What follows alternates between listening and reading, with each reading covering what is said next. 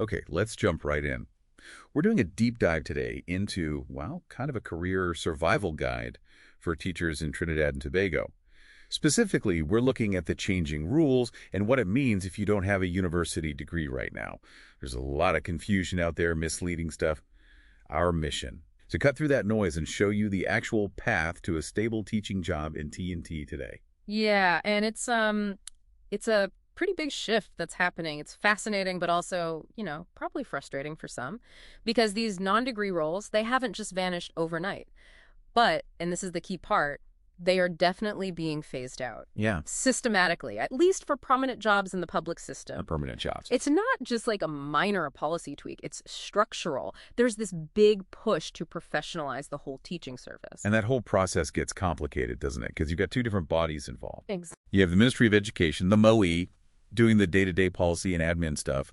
But then the Teaching Service Commission, the TSC, that's the body with the actual constitutional power for appointments for setting standards. So the MOE might put out documents, guidelines, but the TSC has the final say on who actually gets hired permanently. That's spot on. And that friction, that separation is where a lot of the confusion comes from today. It creates this policy lag. Ah, okay, so people are finding old information. Precisely. You can easily go online and find older MOE documents, maybe on their website or circulating, that still say for primary school you just need, 5 CXC or GCE passes? Right, the standard O levels, including math, English, maybe a science? Yes. Yeah. And looking at that, you'd think, okay, the traditional path is still open. It looks like it on paper. Hold on. So are you saying that path, the 5 O levels plus experience path, it's basically shut now for permanent work? Like, if I've got those subjects, maybe even years of experience, the TSC is just going to say, no, need a degree. That seems risky. Can that push good people out? Well, restrictive is maybe the word. Mm-hmm. But yeah, the message from the TSC is pretty definitive now. The TSC chairman, Hyacinth Guy, has been clear. The current policy, the reality on the ground, requires a university degree. That's for all teachers wanting permanent status, primary and secondary. Wow. All teachers. So any non-degree hires, they're temporary, strictly filling gaps while the system basically pressures everyone to upskill. If you're teaching now without that degree, it's a dead end for permanency unless you get the degree. Okay, that's a huge shift. So that door, the traditional O-level door, is effectively closed for a long-term career. If the degree is the main highway now, is there any other route?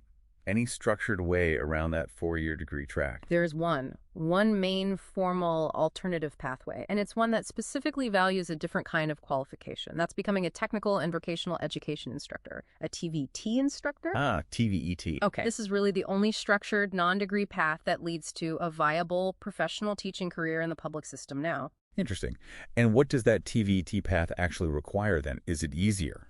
Not necessarily easier, just different. It needs a specific diploma, say from John Donaldson Technical Institute or a similar recognized place. Plus, and this is important, 2 years of solid industrial experience after you get that diploma. So practical experience is key there. Exactly. It's a professionally distinct stream. It acknowledges that hands-on technical knowledge, that industrial expertise, is valuable in its own right for teaching their subjects. It gives you that stability path. Okay, so the options are degree or this specific TVET route. But pushing everyone towards degrees or higher diplomas, that costs money. Are they actually helping people make that jump? Is there support? Yes, and that's crucial. This push is paired with support. The Government Assistance for Tuition Expenses program, GATE, it's been expanded. GATE now covers tuition for bachelor's degrees and also for TVET programs at level 4 and above. So they're trying to build that pipeline, provide the financial means for people to meet these higher standards. All right, so the support mechanism is there. Now, this is all for the public system. What about private schools? Do they follow the same rules? No, that's a key distinction. Private schools, international schools, they have autonomy. They set their own standards. And often, those standards are actually higher than the public system's minimum. Higher? Like what? Well, think of a school maybe following a British curriculum like, say, St. Anthony's College. They might regularly ask for a postgraduate certificate in education, a PGCE. That's beyond the bachelor's degree. The public service now mandates as the floor. So the public requirement is really the baseline, not the ceiling, for the whole sector. Okay, got it. So let's boil this down. What does this mean for you, the listener, if you're thinking about teaching in T&T or already are? The big takeaway seems clear.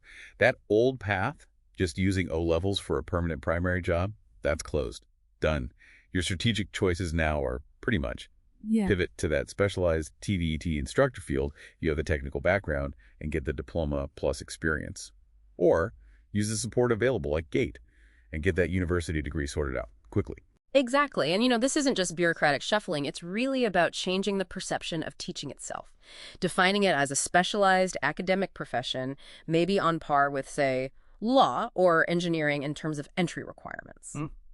So maybe the final thought for you to chew on is this. Will raising the bar for entry like this, will it actually lead to teaching being seen as more prestigious? And will it help keep good educators in the system long-term here in Trinidad and Tobago? Something to think about.